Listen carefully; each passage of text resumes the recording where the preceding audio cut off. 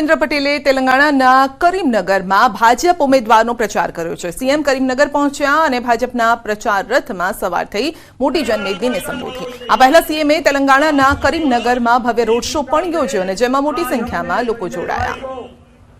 आशीर्वाद देने के लिए आए हैं सभी को। आप सारे तेलंगाना के जवानों को कह दीजिए कि हमको सभी की सभी सीटें कमल को देनी है। ગુજરાતમાં શતાયુ મતદારો માટે પોસ્ટલ બેલેટથી મતદાન શરૂ થયું છે ને ત્યારે અરવલ્લીમાં માલપુરમાં 85 વર્ષના વૃદ્ધાએ મતદાન કર્યું। ચૂંટણી પંચની ટીમે વયોવૃદ્ધ મતદારોના ઘરે ઘરે ફરી મતદાન કરાવ્યું છે। વયોવૃદ્ધ લીલાવતીબેન ઉપાધ્યાયે મતાધિકારનો ઉપયોગ કરી લોકશાહીના પર્વમાં ભાગ લીધો।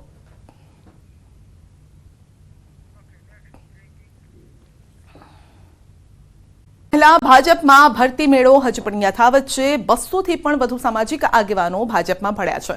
અનુસૂચિત જાતિ સમાજના લોકોએ કેસરિયા કર્યા છે। વિવિધ જિલ્લાના એસસી સમાજના આગેવાનો ભાજપમાં જોડાયા। અખિલ ભારતીય આદિમ મહાસંઘના અને વિરાટ દેવી પૂજક સંઘના પ્રમુખ રૂપસંગભાઈ ભારભીડિયા સહિત 200થી પણ વધુ સમર્થકો બીજેપીમાં જોડાયા છે।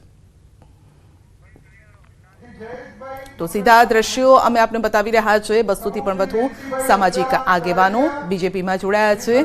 खेस धारण करी रह्या छे सीआर पाटील तेमने खेस पहेरावी अने बीजेपी में स्वागत करी रह्या छे। तो चूंटणी पहला बीजेपी में भरती मेळो यथावत छे। 200थी वधु कार्यकरो तेमां जोड़ाया छे। तो कार्यकरो आगेवानो जे छे सामाजिक तेओ जोड़ाई रह्या छे। अनुसूचित जाति समाजना लोकोए केसरिया कर्या छे। विविध जिल्लाना एससी समाजना आगेवानो पण जोड़ाया छे। अखिल भारतीय आदिम महासंघना अने विराट देवी पूजक संघना प्रमुख रूपसंगभाई भारभीडिया सहित 200थी વધુ समर्थको बीजेपी में जोड़ाई रह्या छे। तो सीआर पाटील आ स्थळे हाजर छे। खेस पहेरावी तेमनुं स्वागत करी रह्या छे। तो बीजेपीનું લક્ષ્ય છે દરેક બેઠક પર 5 લાખથી વધુની લીડ મેળવવી। તો આવા સમયે ચૂંટણી પહેલાથી જ આ ભરતી મેળો શરૂ થઈ ગયો અને હજુ પણ તે યથાવત છે। ક્યારેક કોંગ્રેસના કાર્યકર્તાઓ, ક્યારેક આમ આદમી પાર્ટીના કાર્યકર્તાઓ, તો ક્યારેક અન્ય સમાજના આગેવાનો પણ બીજેપીનો ખેસ ધારણ કરી રહ્યા છે। વધુ અપડેટ મેળવીશું સંવાદદાતા સંજય પાસેથી। જી સંજય, સીઆર પાટીલના હસ્તે સામાજિક આગેવાનોએ કેસરિયા કર્યા છે।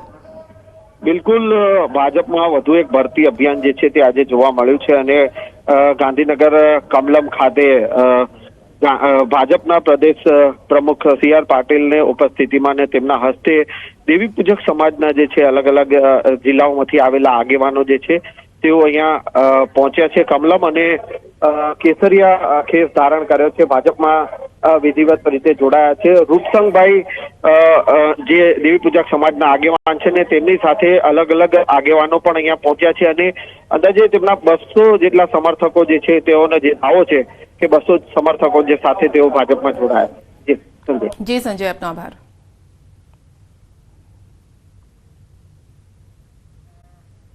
पर आपके इंडिया गठबंधनનો સૌથી નબળો ઉમેદવાર છે। પ્રચાર સભાને સંબોધતા પ્રદેશ ભાજપ પ્રમુખ પાટીલે આ વાત કરી છે। પાટીલે કોંગ્રેસ આપ ગઠબંધન પર પ્રહાર કરતા કહ્યું છે કે આ વખતે આપ ઉમેદવારની ડિપોઝિટ જમા કરાવી।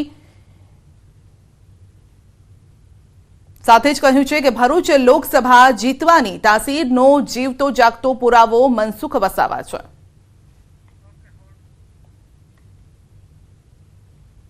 કે ભાઈ वो खुदत કરે છે ને એની ડિપોઝિટ જમા થઈ જાય। 16% મત તેનાથી ઓછા મત મળે એટલે ડિપોઝિટ। હવે આ જે સીટ છે 7 વિધાનસભાથી બનેલી આ ભારતીય જનતા પાર્ટી જે જીતેલી ભરૂચની આ લોકસભામાં એક સીટ આપ જીતી છે, 6 सीट भारतीय जनता पार्टी जीती है। एमा 4 सीट में आपनी डिपोजिट गई है। अब ये तुम्हारी सामने लड़वा निकली पड़े છે। आ फिगर તમને એટલા માટે સમજાવું છું કે આ ધ્યાનમાં તમારા હોવા જોઈએ કે આ વખતે તમારે લીડનો રેકોર્ડ કરી શકો એ પ્રકારની સ્થિતિ છે। તમારી સામે આપનો કે ઇન્ડી ગઠબંધનનો સૌથી નબળો ઉમેદવાર એ ભરૂચમાં છે, એની ખો બોલાવી દો. તમારી જે ભૂલ થઈ છે, તમારા કપાળે જે કલંક છે મીડિયાવાળા હરવાનું, એ આ વખતે એની ડિપોઝિટ જમા કરીને એને સુધારી લેવાનું છે. એ ભાઈ બહુ તો કાર્યકર સંમેલનને સંબોધતા પાટીલે મતોનું ગણિત અને વિજયના પાઠ પણ શીખવ્યા છે. ભારતીય જનતા પાર્ટીને 1,68,00,000 મત મળ્યા. આ પાર્ટી કરતા 1,28,00,000 ની લીડ અને કોંગ્રેસ કરતા 88,00,000 ની વધારે લીડ. પણ છતાં આપણી નાની નાની ભૂલોને કારણે ફક્ત 3,05,000 મત માટે આપણે 26 સીટ હારી ગયા. 88,00,000 ની લીડ છે કોંગ્રેસ કરતા, પણ અલગ અલગ વિધાનસભામાં ફક્ત 3,05,000 મત ઓછા પડવાને કારણે 26 સીટ આપણે હારી જઈએ વિધાનસભાની. આપણી કમનસીબી ખરી કે નહીં? બોલો ભાઈ, તમારી ભૂલ ખરી કે નહીં? તમારા વખતે હું કાન પકડી લઉં છું કે બીજી વાર આમ ના કરતા. તો પોતાની પાસે જીતની કોઈ જાદુઈ લાકડી નહીં, પરંતુ મજબૂત લાકડા જેવા કાર્યકરો હોવાની વાત પણ પાટીલે કરી. કેટલાક એવું લાગતું કે આ ભાઈ મારી જાદુઈ લાકડી હશે, ફેરવશે એટલે જીતી જઈશું. મારી પાસે જાદુઈ લાકડી નથી, પણ જાદુઈ લાકડો છે. લાકડો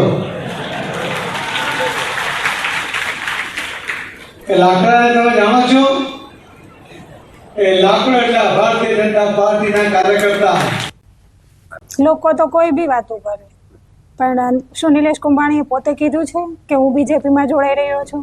એ તો બીજેપીનું પોતાનું જ કારનામું હોય. જે પક્ષના અંદરના કાર્યકરો હોય એ પણ ખુદ ગેરમાર્ગે દોડવાનું કામ કરી નિલેશનું નામ ખરાબ કરવા જઈ રહ્યા છે. એ તો પોતે જ જેમની આ ફોર્મ રદ થયું છે એમની કાર્યવાહી કરવા માટે જ અમદાવાદ ગયેલા છે. કોઈ ચિંતા નથી. અમુકનું આવી અને નિલેશનું નામ બદનામ કરી રહ્યા છે.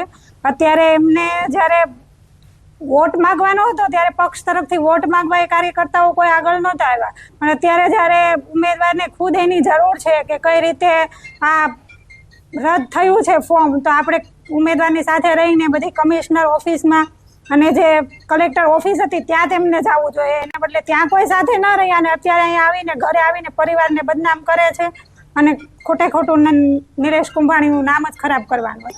એ લોકોની સાથે થોડા સંપર્કમાં રહેવા નવરા હોય. જે વ્યક્તિનું ઉમેદવારી પત્ર રદ થયું હોય એમની ઇન્ક્વાયરી કરવામાં ને એમાં બીજી હોય તો એ લોકો સાથે ન હોય અને પરિવાર સાથે તો કાલ સુધી સંપર્કમાં જ હતા. કાલ સવારે અહીંયાથી અમદાવાદ જવા રવાના થયા હતા, ત્યાં સુધી એ ઘરેથી કહીને જ ગયા છે